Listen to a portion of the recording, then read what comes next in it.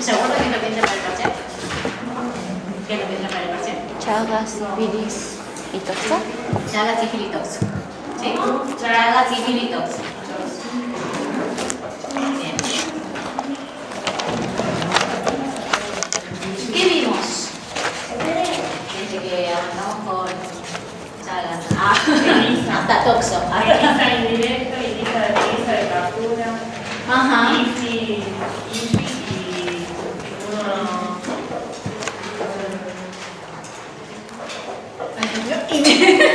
Pero bárbaro. Bien, cuando vimos Chagas, ¿sí? Que no va a entrar ahora en High Chagas porque ya lo tomé la vez anterior, ¿sí? Pero cuando seguimos desarrollando Chagas, ahí vimos ELISA y vimos IFI, ¿sí? Cuando vimos sífilis, ¿qué vimos de sífilis?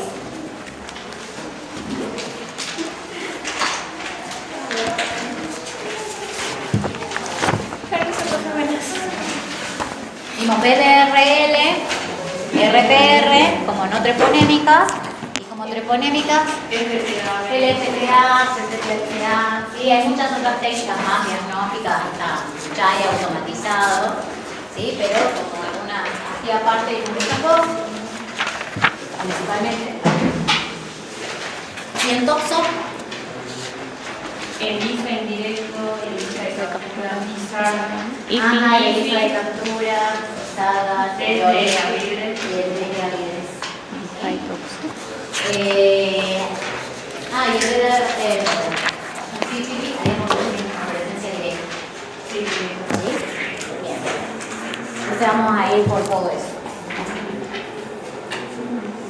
Vamos a arrancar con el más común que se usa para todo, que es el ELISA indirecto y la IFI. ¿Sí? Si tenemos esas dos, ya medianamente vamos a manejar una buena parte de las terminaciones. ¿No? Bien, ¿cómo se hace una ELISA indirecto? Yo tengo mi pocillito de ELISA y ¿qué tiene que tener? ¿Puedo grabar? Así lo tengo al celular. No, en serio, profe, por el amor de Dios. Bien, yo para el ELISA, los ELISAs indirectos, ¿sí? Yo voy a tener en el pocillo mi antígeno de interés. Si yo estoy haciendo una ELISA para diagnóstico en Chagas, entonces acá vamos a tener antígeno de Trypanosoma cruzi. Si esto fuese para sífilis, antígeno de quién? treponema pálido. Del treponema pálido. Si esto fuese para toxo, Toxoplasma. ajá, antígenos de Toxoplasma gondii, y así con todo lo que yo quiera hacer. Si quiero hacer para no sé, algún virus, para lo que sea, y es un ELISA indirecto, la placa lo que va a tener es el antígeno de interés, ¿sí? Que yo voy a estar estudiando, y yo, mi incógnita, lo que yo quiero ver es si el paciente tiene anticuerpos contra este antígeno, ¿sí? Entonces yo paso siguiente, ¿qué es lo que me va a preguntar? Exacto, el suero. Como estoy buscando anticuerpos, yo voy a usar suero, a no ser que el me diga que use plasma, ¿sí? Donde haya anticuerpos, vamos a ver qué es el suero. Acuérdense que este suero no se suele poner puro, sino que ya se pone diluido en un buffer de reacción que viene en cada kit. ¿Sí? Por eso vamos a poner un buffer así como en forma general, porque según el kit con el que yo trabaje me dirá, se trabaja con este buffer de dilución, tal proporción, sí, eso siempre hay que ver los insertos de los reactivos que voy a usar, pero siempre por general se manda a diluir el suero.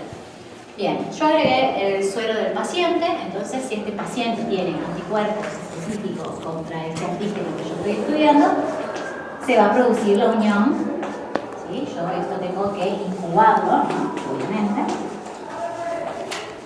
para darle tiempo a que ese anticuerpo se una al antígeno. ¿Qué tengo que hacer a continuación?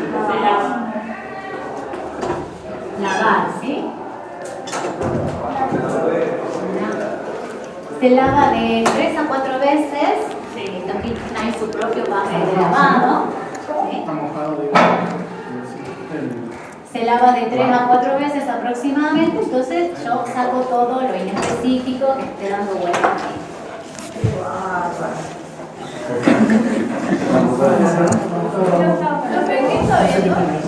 Elisa. Bien. ¿Qué tengo que hacer a continuación? Se agrega el anticuerpo secundario. Bien. ¿Sí? Paso siguiente, agregaba el anticuerpo secundario o el conjugado, ¿sí? Lo podemos llamar de cualquiera de las dos maneras. Entonces agrego anticuerpo secundario o conjugado, ¿sí? ¿Qué tenía unido este anticuerpo secundario? Encima. Una enzima, ¿sí? Acuérdense, ELISA, chicos, ELISA, la E viene de enzima, es una enzima inmunoanálisis, ¿sí? No me vayan a decir nunca en un final o escribir en un examen, agrego el anticuerpo secundario con un fluorocromo en el ELISA, ¿sí? No me mezclen el IFI con el ELISA, por favor. Bien. Entonces agregué este anticuerpo secundario o conjugado que obviamente lo voy a tener que incubar, ¿no? Un determinado tiempo para que se una al primer anticuerpo. ¿Qué tengo que hacer luego? Se agrega el sustrato. ¿Ya? No se lava. Lavamos, ¿sí? Tengo que lavar porque si no hubo unión, esto va a estar ahí. Necesito sacar todo lo que no se haya unido, ¿sí? Entonces, después de lavar, ahora sí, ¿qué agrego? Bien, agrego el sustrato de la enzima, ¿sí? Y eso va a generar un producto coloreado, ¿sí? Entonces, agrego sustrato y esto lo incubo también, ¿sí? Esto lo incubo porque yo le tengo que dar un tiempo a la enzima para que pase ese sustrato a producto, ¿sí? No es que instantáneamente lo pongo y ya me convirtió todo en producto. ¿Mm? ¿Qué hago después? Coloco la solución mejor. Exacto. Ya directamente, ya sin lavar, ¿sí? Sin lavar, por favor, en este último paso ya no laven porque si no se llevaron todo, ¿sí? Agrego la solución. Eso es después de incubar. Claro, después de incubar, ya agrego el stop, ya no lavo más, ¿sí? Agrego el stop, que lo que hace esta solución ácida de stop ya es frenar la reacción enzimática, inhibe la enzima ya deja de generar producto, entonces yo ya estabilizo el color, estabilizo la reacción, ya está ahí la corté. ¿Ah? Bien. Estos son la aplicación general de cualquier ELISA indirecto, es esta. Así que yo si les pido un ELISA para Chagas, es así. ¿Sí? Un ELISA indirecto para Chagas, si pido un ELISA indirecto para sífilis, ¿ah? La única diferencia, obviamente, es si es Chagas, antígeno de Trypanosoma cruzi, si es sífilis, antígeno de Treponema pálido, ¿sí? Me van a cambiar el antígeno de la base. Bien. Ese es el ELISA indirecto convencional. ¿Qué pasaba con IFI?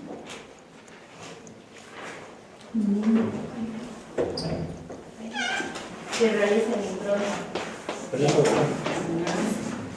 ¿Qué significaba IFI? Inmunofluorescencia. Bien, inmunofluorescencia indirecta. Entonces acá estamos trabajando con un componente fluorescente. ¿No? Como bien dijeron por allá, yo acá usaba improntas. ¿Qué era la impronta? Eran como portajetos. Como una placa que tiene Pintura hidrofóbica. Ajá. donde van los antígenos. ¿Y cómo están esos antígenos? Están separados por una pintura. Sí, tiene la pintura hidrofóbica. ¿Y qué otra característica tiene eso? Estaban enteros. Están enteros, sí, son células enteras. No se olviden que yo, IFI, luego lo tengo que ver al microscopio. ¿Sí? Es un microscopio de fluorescencia, pero no deja de ser un microscopio. Yo en el microscopio voy a ver estructuras como células. Si yo no tengo células no voy a ver nada. Entonces, por un lado, esto es, estas improntas tienen el tamaño y la forma de un portaobjeto, ¿sí? Sino que la diferencia con un portaobjeto convencional tiene estas zonas donde se produce la reacción, ¿sí? Separadas, como bien dijeron, por una pintura hidrofóbica. ¿Sí? Esta pintura hidrofóbica es la que me delimita las diferentes áreas de reacción sobre esa impronta.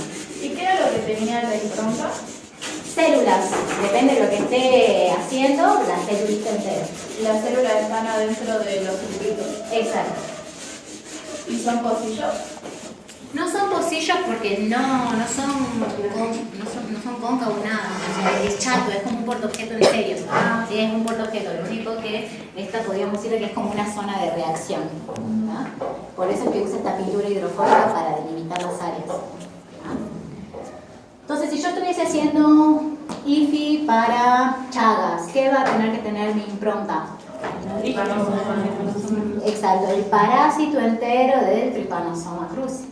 ¿Sí? Si yo estuviese haciendo una IFI para sífilis, exacto, va a tener la bacteria entera de Treponema pallidum. ¿Sí? Si fuera para Toxoplasma. exacto, va a estar el parásito entero del Toxoplasma gondii. Bien. Vamos a dibujar algún parásito random por aquí. Bien. ¿Qué tenía que hacer entonces? Primer paso. Eso ya viene.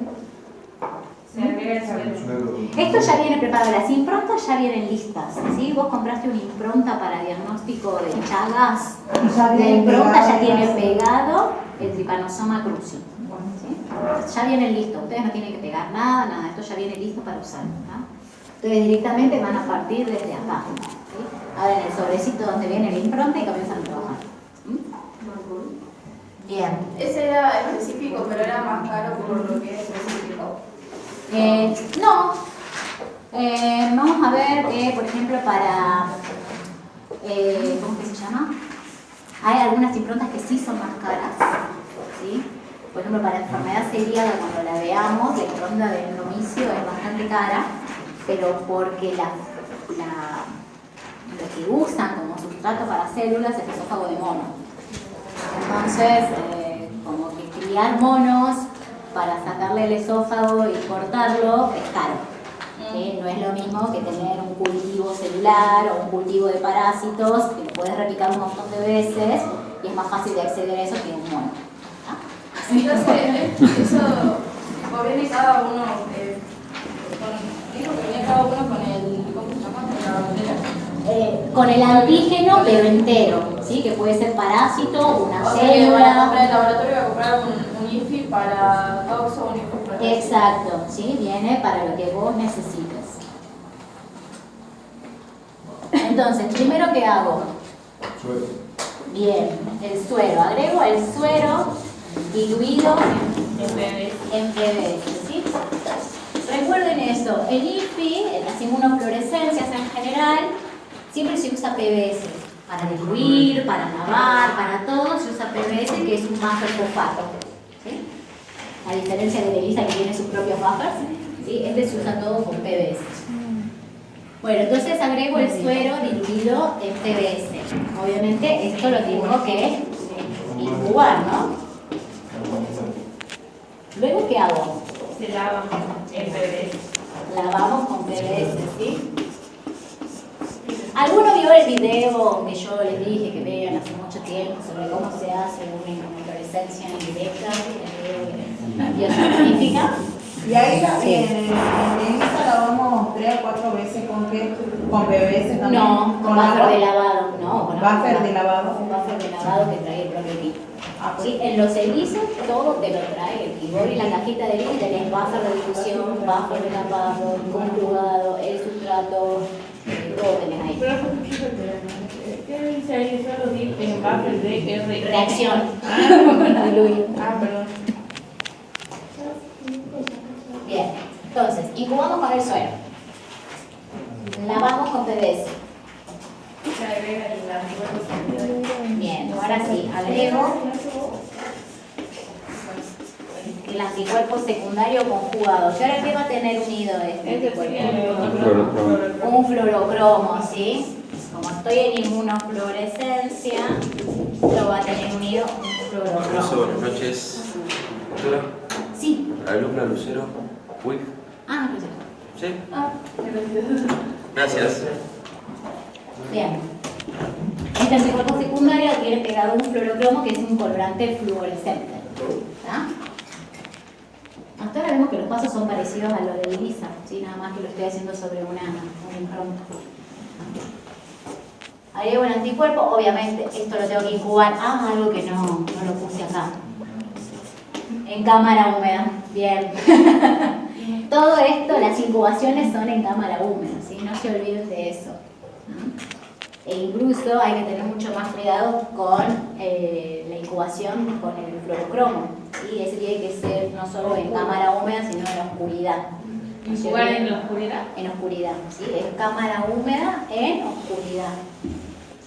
Todo lo que es colorante fluorescente, siempre hay que tenerlo al cuidado de la luz. Cuando ustedes trabajen con cualquier componente que tenga algo de fluorescencia, van a ver que los frascos son o negros o son de color caramelo, siempre para mantenerlos aislados de la luz. Bien, entonces esto se incuba en cámara húmeda en la oscuridad, luego se lava y... ¿Lavamos con PVC también? Sí, siempre PVC.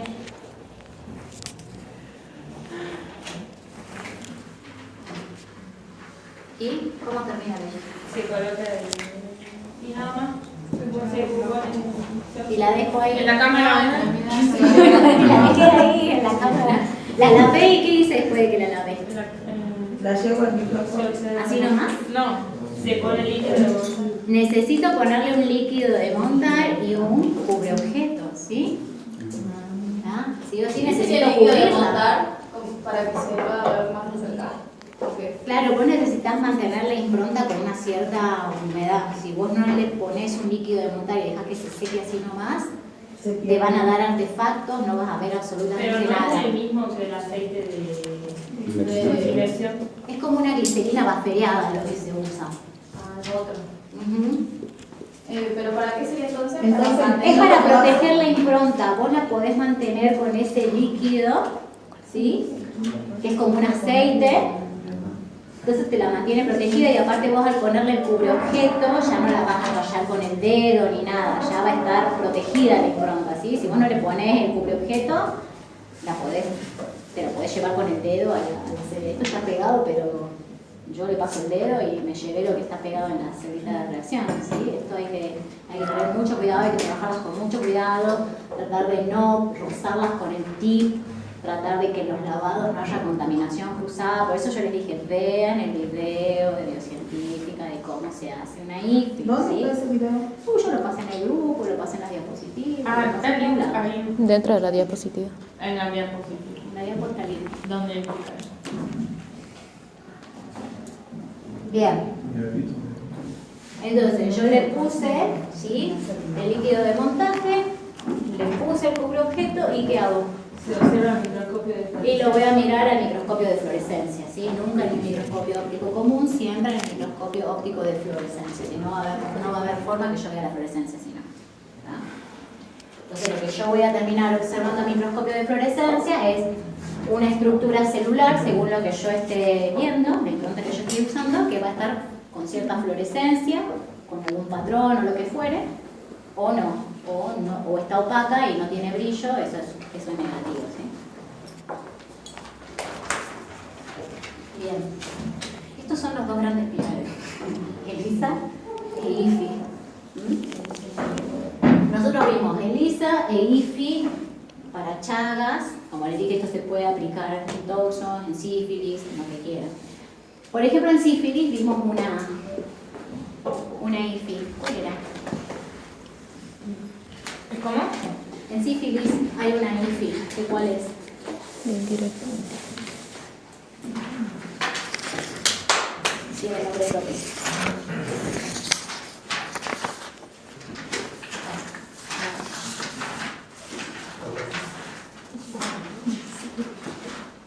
Directa. una de las pruebas treponémicas. Ah, Mm, a ver, No, treponémicas. era la FTA, no, la FTA. El FTA, que se pone ahí dentro de las pruebas treponémicas para el diagnóstico de sífilis, es una IFI, ¿sí? Tal cual como la vimos acá. La única diferencia que tiene la FTA es que tiene un paso de absorción previa, ¿sí? Lo que yo tenía que hacer en la FTA es, al suero del paciente, lo trato con un treponema que se llama treponema Reiter. ¿Te suena? ¿Sí? Yo lo que hago es incubar ese treponema Reiter con el suero del paciente para que se absorban los anticuerpos inespecíficos y se queden pegados al treponema Reiter. O sea, eso sería antes del primer paso. Antes, sí. Ese sería el primer paso. El para la primer FTA. paso. Exacto. El suero lo incubo con un treponema que se llama treponema Reiter. ¿Sí? Todo eso lo hago para eliminar anticuerpos que reaccionen con otras familias, con otros treponemas que son de la misma familia. ¿Ah? Yo como que curo o limpio ese suero de esos anticuerpos que pueden llevar a una reacción cruzada. Entonces, una vez que yo lo incubo, lo centrifugo, ¿sí? Entonces se supone que van a irse al fondo los treponemas Reiter con los anticuerpos pegados que reaccionaron con el Reiter, ¿sí? Y me van a quedar en el sobrenadante ya el suero más limpio. Yo ese suero del sobrenadante, o sea, ese suero que ya lo traté, es con el que voy a arrancar a hacer el IFI tal cual como lo vimos ahora. Entonces, ojo, la prueba treponémica de FTA es una IFI, pero tiene un paso previo de absorción del suero antes de arrancar a hacer la IFI. ¿Ah?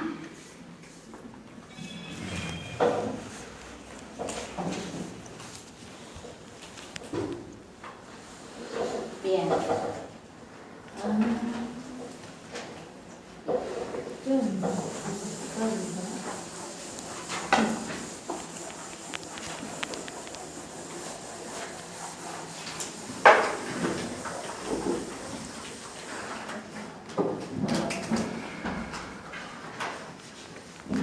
Sífilis.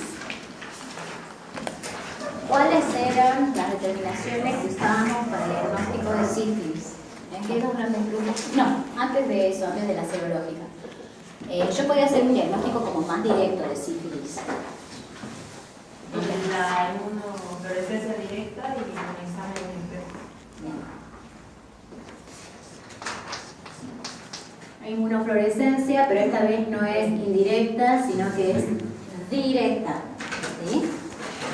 Acuérdense que yo podía del sitio de lesión, ¿sí? Que sería un sitio de ingreso, en este caso del treponema pallidum, tomar un raspado. ¿Qué pasa? ¿Qué tendría que encontrar yo? ¿Qué estoy buscando yo en ese sitio, por ejemplo, en el chakra sifilítico? Exacto, ¿qué cuál es? El treponema pallidum, ¿sí? Yo lo que estoy buscando en ese sitio, en esa lesión, es el treponema pallidum, o sea, el agente causal de la sífilis. ¿Ah? Entonces yo tomo un raspado y lo que se puede hacer es fijarlo en un portaobjeto. ¿Sí? Yo lo pongo, luego eso se lo fija por diferentes métodos y ahí yo esperaría ver la bacteria que tenía esta forma de piroqueta. ¿Sí?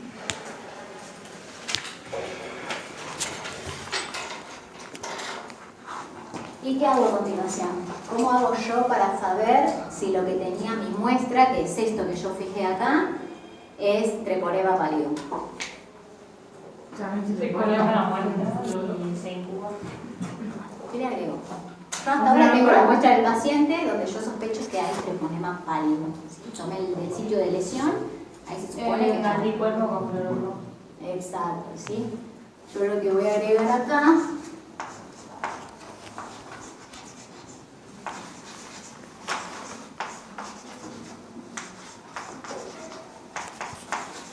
es un anticuerpo anti-treponema pallidum, ¿sí?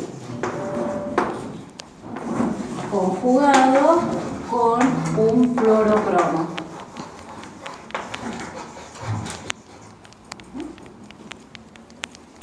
Entonces yo así puedo hacer una detección directa, no necesito andar agregando suero ni nada, porque yo no estoy haciendo un ensayo de serología, yo estoy detectando de forma directa al antígeno en el sitio de lesión.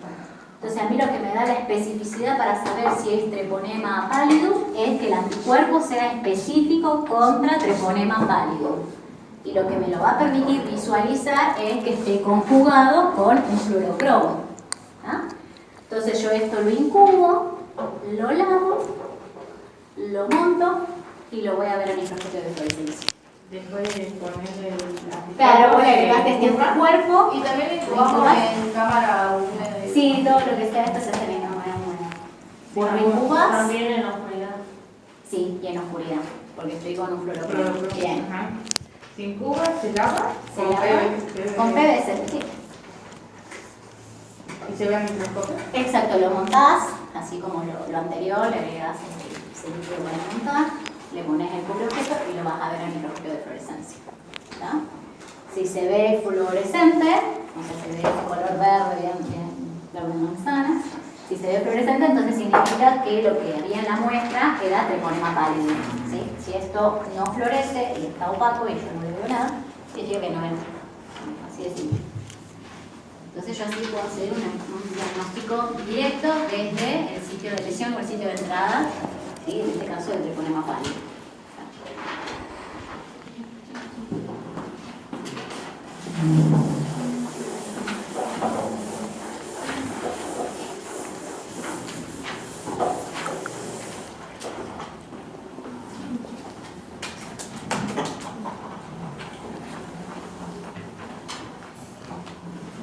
Bien, y ahora sí vamos a ver las pruebas que son para detección de anticuerpos de sífilis. ¿Cuáles son? Bien, esas son. Vamos a ver, ¿cuáles eran los dos grandes grupos? No treponémicas y treponémicas, ¿sí? ¿Se acuerdan?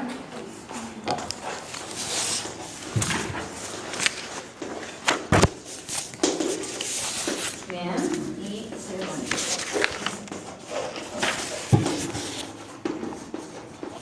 Bien, ¿cuáles eran las no treponémicas que vimos? BDL. ¿Y? Y la R. ¿Sí? ¿Y cuáles eran algunas de las treponémicas que vimos? La FTA.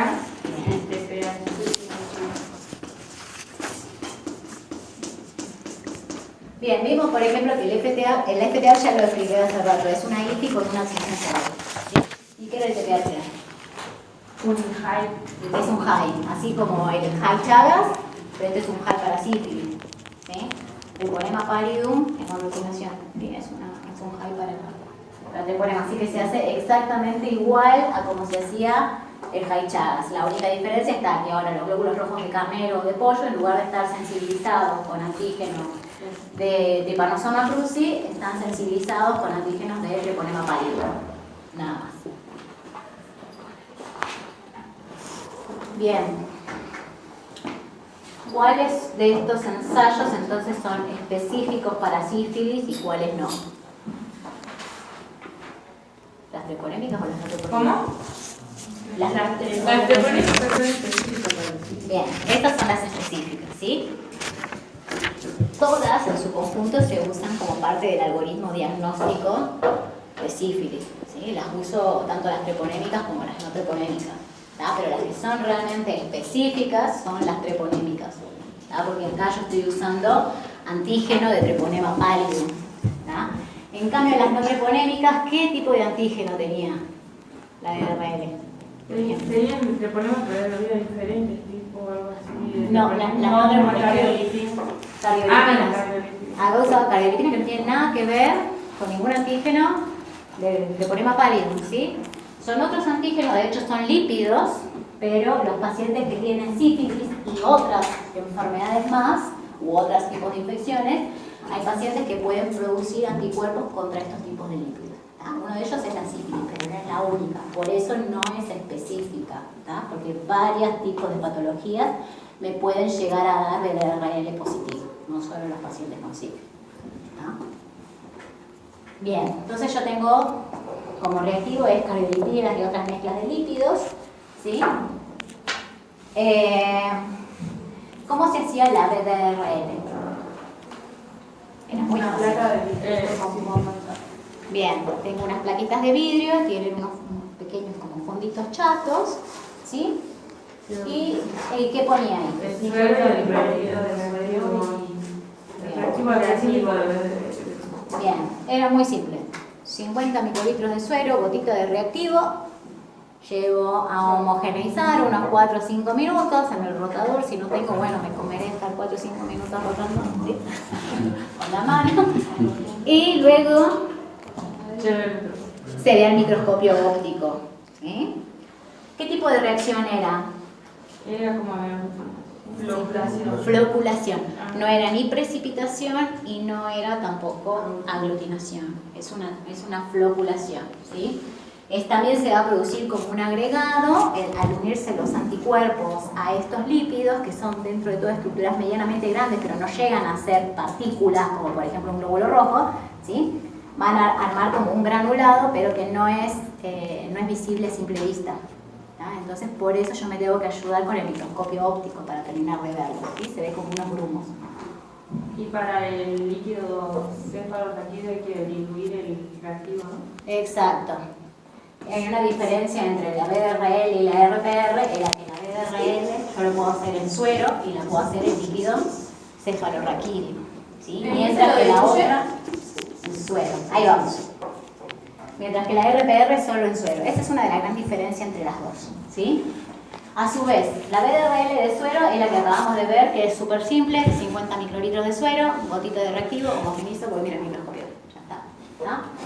En cambio, cuando trabajo en líquido céfalo, ¿sí? También uso 50 microlitros de líquido cefalorraquídeo, pero la diferencia está en el reactivo. Yo tengo que, cuando trabajo con líquido cefalorraquídeo, al reactivo de BDRL lo tengo que diluir 1 en 2 con una solución de cloruro de sodio en concentración 10 gramos de cilindro, ¿sí? Entonces yo lo que tengo que hacer cuando trabajo con líquido cefalorraquídeo es hacer la dilución del reactivo con una solución de cloruro de sodio 10 gramos de cilindro, y eso recién voy a usar. Voy a mezclar el líquido cefalorraquídeo del paciente con este reactivo diluido, ¿no? Y procedo exactamente igual. En la misma plaquita, homogenizo y miro el microscopio. Bien.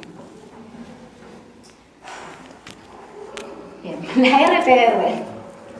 Se puede ver a simple vista. Bien, ¿por qué era que la RPR se podía ver así? Porque tiene partículas de carbón. ¿Sí? Ahí es donde estaba una de las grandes diferencias de estas dos. Si bien sigue siendo una floculación, ¿sí? Porque lo sigue siendo, lo que tiene el reactivo de RPR es lo mismo que el de BDRL, pero le agregaron a este reactivo partículas de carbón, ¿sí? Micropartículas de carbón. ¿A qué le agregaron? Al reactivo de RPR, ¿sí? Tiene la misma composición que el otro, que el de BDRL, pero con un agregado de micropartículas de carbón. Entonces, cuando se produce la reacción de floculación, ¿sí? Estas partículas de carbón van a quedar atrapadas, y eso es lo que a mí me va a permitir visualizarlo a simple vista sin necesidad de recurrir a un microscopio, ¿sí? O sea que esto está bueno, pongámosle, si yo no tengo un microscopio, pero ahí el retorno tiene un microscopio de laboratorio, si no tuviese, podría ser por ejemplo una RPR, ¿sí? Bien. Con la limitante de que solo la puedo hacer en suero, ¿no? No puedo usarla para el líquido céfalo. ¿Qué más era esto? Sí, ya me acuerdo. Estas pruebas no treponémicas yo las podía usar de forma cualitativa, es decir, positivo o negativo, o podía hacer la famosa titulación, ¿sí? Las diluciones, los DILs, ¿sí? O sea, pongámosle que a mí, no sé, me mandaron a hacer, me vinieron al laboratorio 10 pacientes que le piden BDRL, ¿sí? Entonces yo les largo a los 10 con el suero puro. Entonces, de esos 10, 3 pacientes me dieron positivo la BDRL.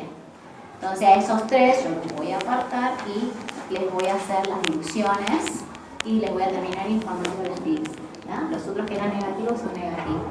Aparte de que después seguramente lo tendré que confirmar con alguna prueba treponémica, ¿sí? Yo no puedo decirle a un paciente solo por un resultado de las no treponémicas vos tenés sífilis. Recordemos que las no treponémicas no son específicas para sífilis. Bien. Ay, me cansé.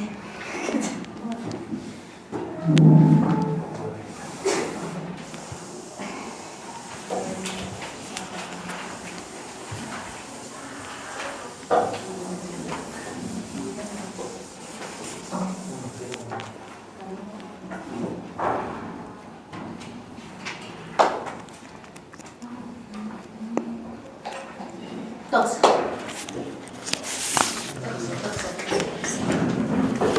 ¿Qué recordamos de tos? ¿Qué pueden contar de tos?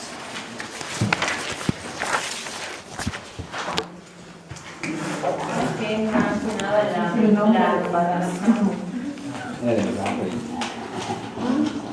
Perdón, no escuché. Que estaba destinada a los embarazados.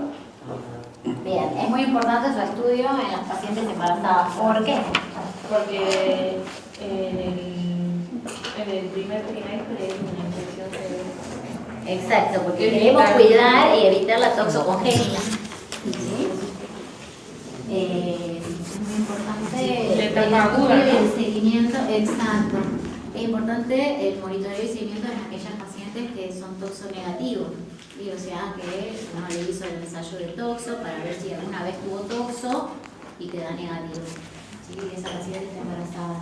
Entonces está el riesgo, al nunca haber estado expuesta a toxo, que se contagie durante el embarazo. Entonces había dicho que era común tener toxo, pero no teníamos síntomas, digamos. Sí, no te dan muchos síntomas más que por ahí una nerviosis, una gripe.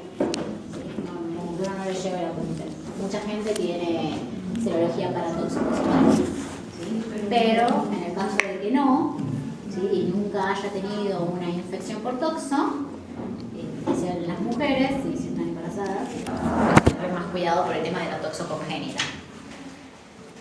Ahí voy a decir algo si me olvidé.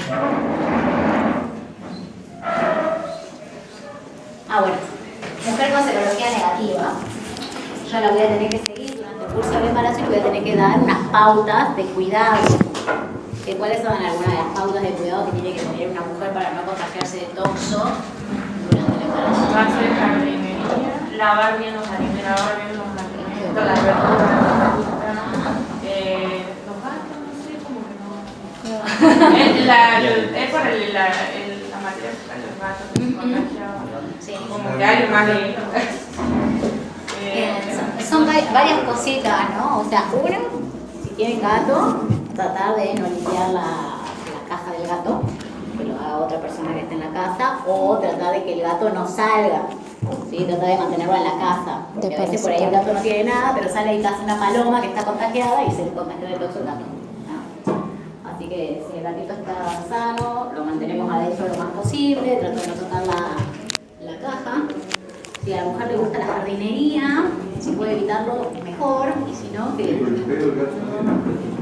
Es más que nada, bueno, es que el gato también se está restregando contra todo, así que tranquilamente lo pueden tener. Es una relación para jardinería siempre con guantes, tratando de evitar igual, ¿sí? Hacerlo. Lavar bien frutas, verduras, o tratar de comerlas cocidas, las verduras, en lugar de verduras de hojas crudas. Las carnes bien cocidas también, etc. Todas esas pautas de cuidado tienen que tener la mujer en el transcurso del embarazo. ¿Cuándo era más riesgoso contraer? el primer semestre.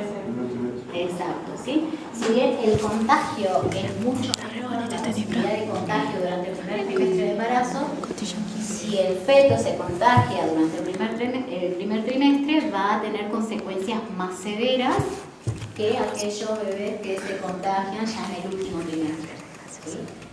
más posibilidades de contagiarse en el último trimestre, pero es una manifestación subclínica o más leve, ¿sí? No es lo mismo entonces que se contagie un bebé que está todavía casi sin desarrollar, que le falta bastante para terminar su desarrollo y que se contagie ahí, a un bebé que ya está bien desarrollado, ¿sí? Entonces ya no va a tener tantas secuelas tan graves. Bueno, a ver, veamos.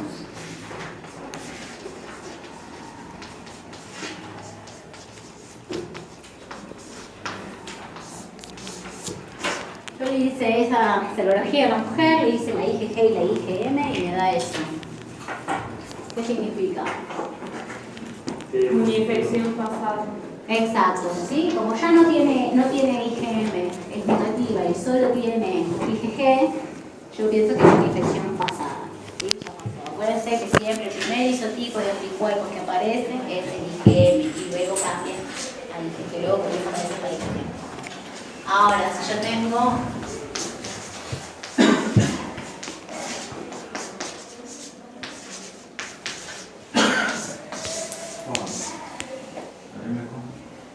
solo M y la G negativa. Es una infección reciente, una infección severa. Ajá, estoy cursando una infección infección reciente, Que ¿sí? se contagió por primera vez, ¿sería? Ajá, sí, porque no tiene IgG, así que es una infección y es reciente porque solo tiene M, no está la G. ¿Ah? Ahora teníamos un pequeño problemita en toxo, que es cuando tenemos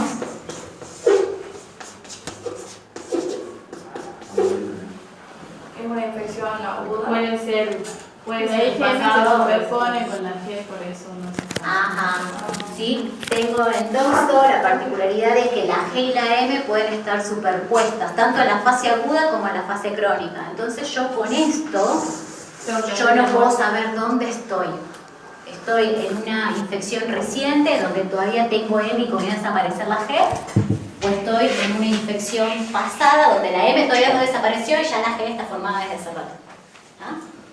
Entonces había formas de poder resolver esto. Tengo que repetir lo mismo de 2 a 4 semanas. Exacto. Vamos a dibujar las curvas.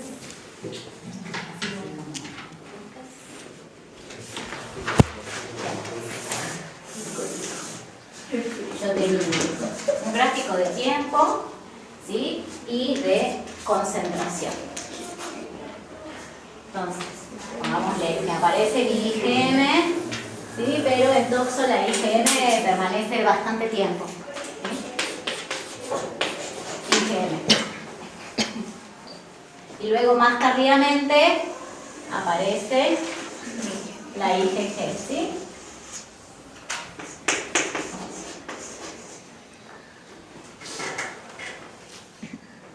Si yo dosé la IgG, que es lo que me decía ella, yo tengo que dosarla en diferentes tiempos. En este momento, ¿sí? Esta fue mi primera medición, ¿tá? Yo si lo repito a las 2-4 semanas, yo esperaría que la segunda medición esté por acá, pongámosle, ¿sí? La segunda medición. Entonces, ¿qué voy a ver? ¿Cómo está la concentración después de que pasaron 2 a 4 semanas? Aumentó, ¿sí? O sea que si yo veo un aumento de IgG es porque yo estaba parada en esta parte de la curva, una parte inicial, o sea que estoy en una etapa más aguda. ¿Sí? ¿Cada cuánto lo observamos? ¿Cada 2 semanas? 2-4 semanas, sí. En cambio, si yo medí inicialmente la IgG, aquí, esta fue la primera medición, ¿sí? Y la repito a las 2-4 semanas y la segunda medición la realizo ahí. ¿Cómo están las concentraciones? Igual. Están iguales, ¿sí? Entonces a mí esto me está diciendo que yo ya estoy en una fase pasada, ¿sí? Entonces, como no hay variación en la concentración, yo sé que estoy en una fase pasada. Entonces, esa es una de las formas de diferenciar en estos casos, midiendo la IgG a diferentes tiempos, si es que estoy en una fase inicial o aguda o si estoy en una fase más tardía o crónica. ¿Tá? Había otra forma más.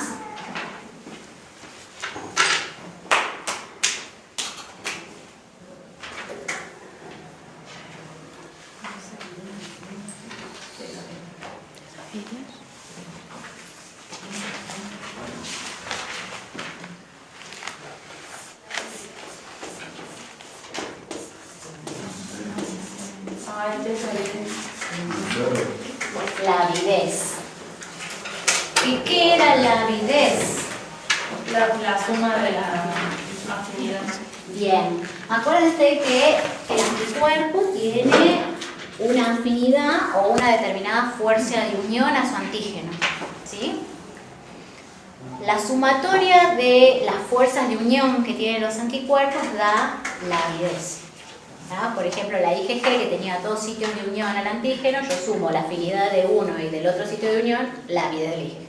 ¿Sí? La IgM tiene 10 sitios de unión al antígeno, entonces yo hago la suma de esas afinidades por 10 y eso me da la avidez.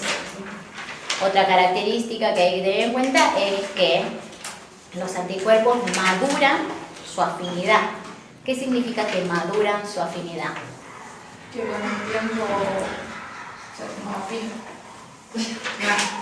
Claro, lo que hacen es ir aumentando su afinidad, o sea, va aumentando la fuerza de unión de ese anticuerpo a su antígeno, ¿sí?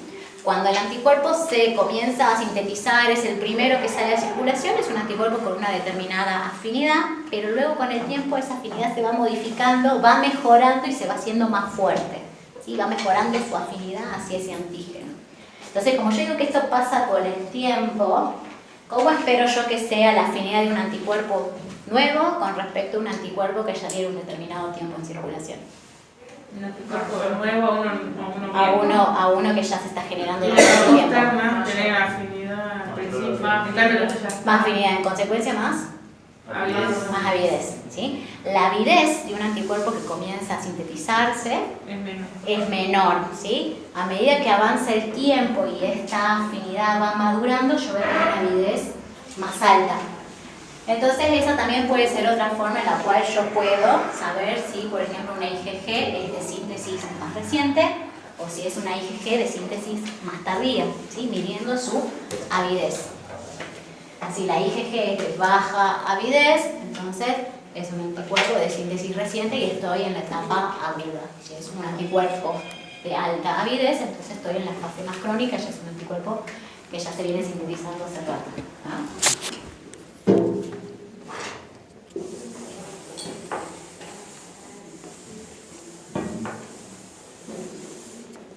¿Cómo se hacía antes de avidez? Con urea molar. Bien, 6 molar. 6. 6. Bien, yo puedo usar una técnica X, no importa, lo veamos por ejemplo en una ELISA.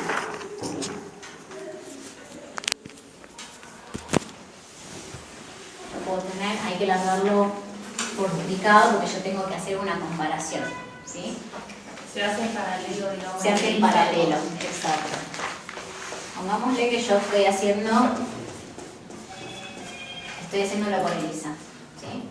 Entonces yo acá tengo en mi pocillo antígeno de toxo. Antígeno de toxo. ¿Qué le voy a tener que agregar? Urea. En el suero.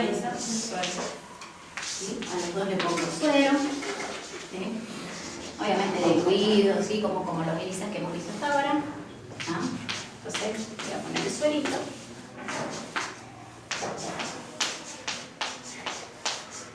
Se van a unir los anticuerpos. ¿Ah? El primer paso, vamos igual. El asunto es que la diferencia es que a uno de estos pocillos con los que estoy trabajando le voy a agregar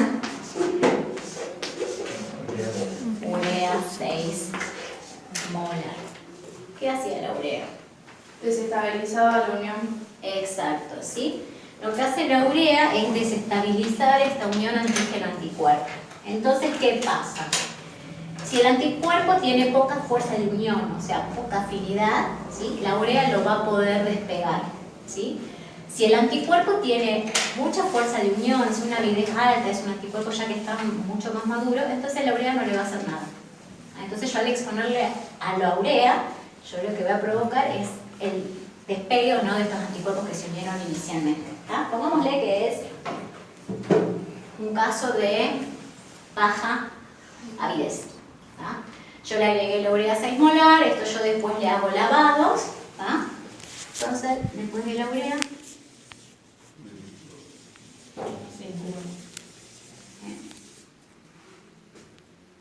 este es el sin urea y este es el con urea. ¿Ah? Ya estamos viendo la diferencia. Acá que no agregué urea, yo tengo una unión de anticuerpo al antígeno, y acá con urea hice que se despegaran algunas, entonces tengo al final menos anticuerpo unido. ¿Ah? Yo esto después le termino agregando, como en todos los ELISAs, el anticuerpo secundario con la enzima, ¿verdad? Sustrato contra producto, lo mismo acá, sustrato producto. Ahora, ¿de dónde voy a leer mayor densidad óptica? ¿Dónde voy a leer primero, en el de arriba, ¿sí? Y acá obviamente mucho menos porque me quedó menos anticuerpo pegado, ¿sí? Haciendo una relación, un cálculo, yo puedo saber entonces si ese anticuerpo tenía alta o baja avidez. Si estos valores son parecidos, porque este era un suero con alta avidez y no se despegó nada con la urea, estos dos me van a dar muy parecidos, ¿sí? O lo que es este caso, muy diferente. Este más o menos está como en la mitad de lo que da el de arriba, ¿sí? Entonces yo así más o menos puedo medir la avidez con un tratamiento con urea 6 molar. Pero se hacen los dos al mismo tiempo. Tiene que hacerse los dos al mismo tiempo, ¿sí? Y si tiene mucha avidez porque es una infección pasada. Exacto.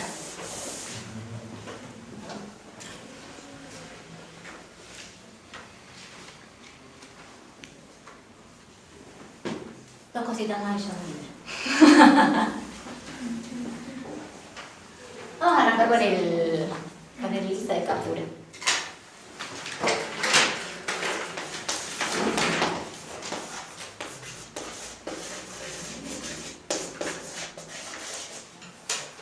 ¿Era el Saga? No, Solo el de captura para el IGM. ¿Y el Saga para cuál era? Ahora lo vemos a continuación. Pero vamos a aplicar este primero antes del ISAG.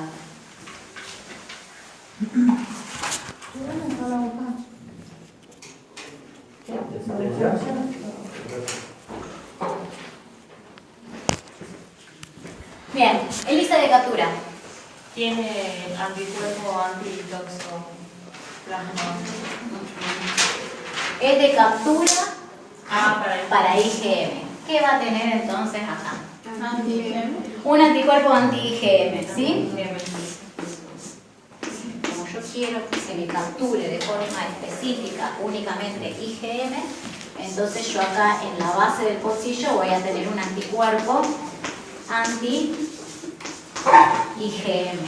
¿sí?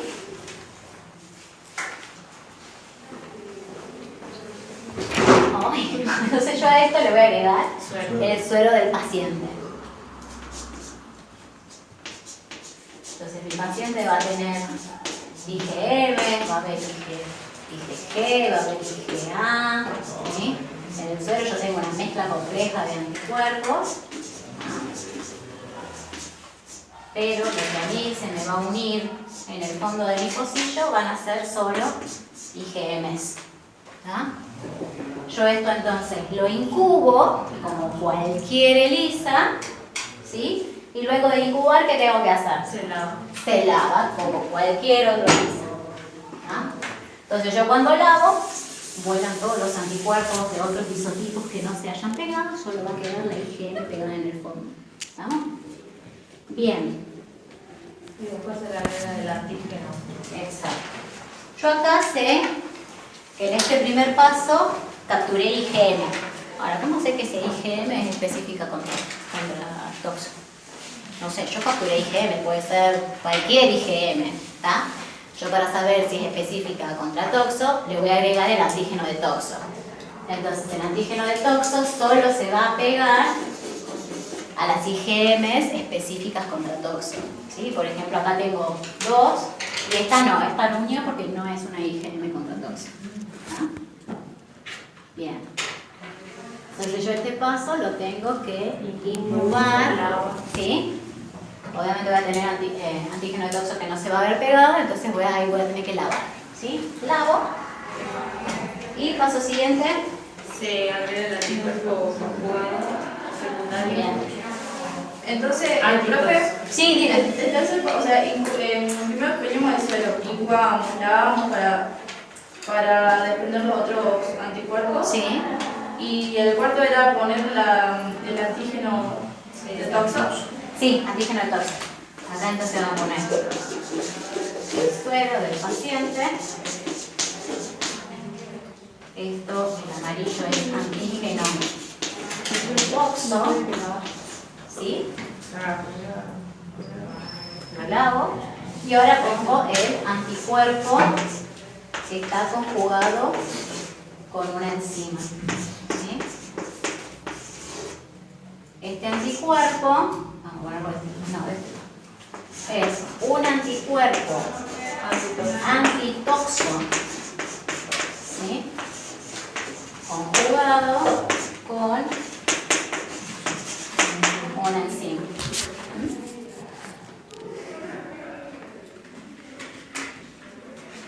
¿Para qué eran los anticuerpos conjugados? Este es para terminar de revelar si es que hubo unión en este paso. Vos lo que hiciste entonces fue, capturaste las IgM, ¿sí? Ahora, las IgM que vos capturaste, no sabés si son específicas para toxo o no. Eso lo vas a revelar agregándole antígeno de toxo, ¿sí? Las IgM que sean específicas para toxo van a unir al antígeno de toxo, las que no, no. Entonces vos a continuación tenés que agregar un anticuerpo contra toxo, ¿sí? Porque si acá hubo unión de toxo a alguna IgM, significa que vos tenías IgM antitoxo. Si no se unió nada porque el paciente no tenía anticuerpos contra toxo, entonces este no te va a revelar absolutamente nada. Porque el conjugado tiene que ser contra el antígeno de toxo. Es como si quedara un sanguchito de ¿Y cómo lo revelaba? Y porque es un conjugado, tiene enzimas como cualquier ELISA. Vos le agregás después el sustrato y esto va a pasar a producto. El stop y te va a dar color. ¿Sí? Pero vos sabés que al final de la reacción lo que detectaste fue anticuerpos IgM contra toxo. Esa era la intención del ensayo.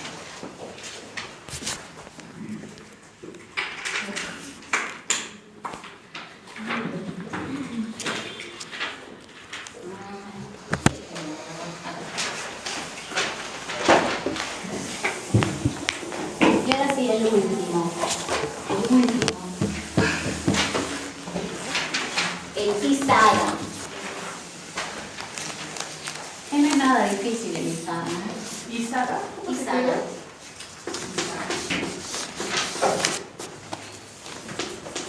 ISAGA.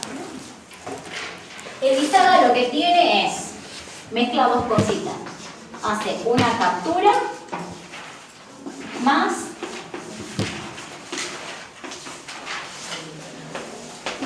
una aglutinación. ¿Sí? Eso es básicamente el ISAGA. Se hace en un pocillo, que en este caso es de fondo redondo. ¿Sí? Entonces yo estoy haciendo primero una captura. ¿Qué va a tener que tener mi pocillo? Ya vimos un ejemplo de captura. Bien. ¿Sí? El ISAGA lo que busca es capturar IgM e IgA. ¿Sí? Entonces acá lo que va a tener son anticuerpos, igual que en el anterior, anti-IgM y anti-IgA. Entonces el primero es un anticuerpo anti-IgM e IgA. ¿Sí? Hasta ahí vamos haciendo lo mismo que hicimos en el anterior. ¿Qué le voy a tener que agregar a esto entonces? El suero del paciente. ¿Sí? Entonces acá me van a quedar las M, las IgA, ¿sí? Bueno, a esta altura ya me cansé de dibujar. Bueno, y otros anticuerpos que van a quedar por ahí.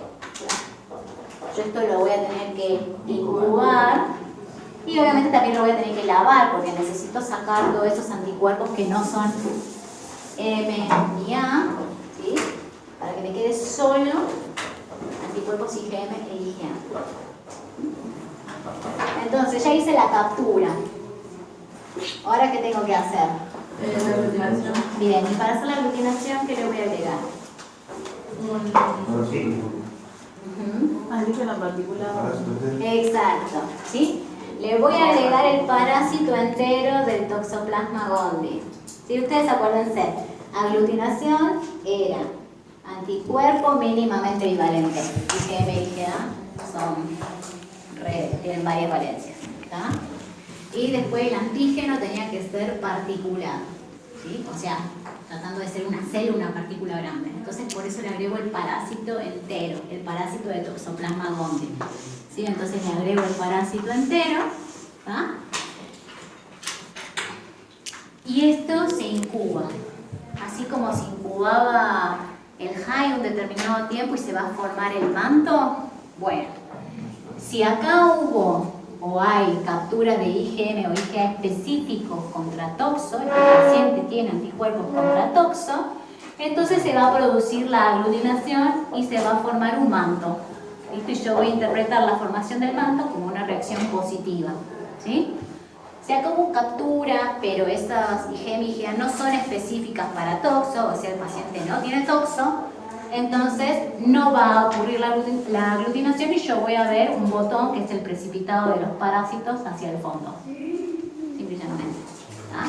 O sea que el ISAGA parece complejo, pero de complejo no tiene nada, ¿sí? Es simplemente, acuérdense que el ISAGA es un método de captura más una aglutinación, ¿sí? Y nada más que eso.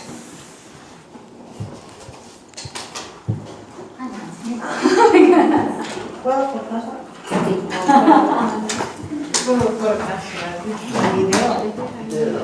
Así que acuérdense, sí. Ya no se lava, ¿sí? No se lava. Acuérdense que, por ejemplo, cuando hacen HAI, ustedes no lavan. Ustedes ponen la suspensión de HAI, del antígeno de HAI, que era el glóbulo rojo de carnero con el antígeno, y lo dejaban ahí incubando y se iba a formar el manto. No lavaban nada. Esto es igual, la misma lógica. Y no se lava. ¿Se ve la formación del manto o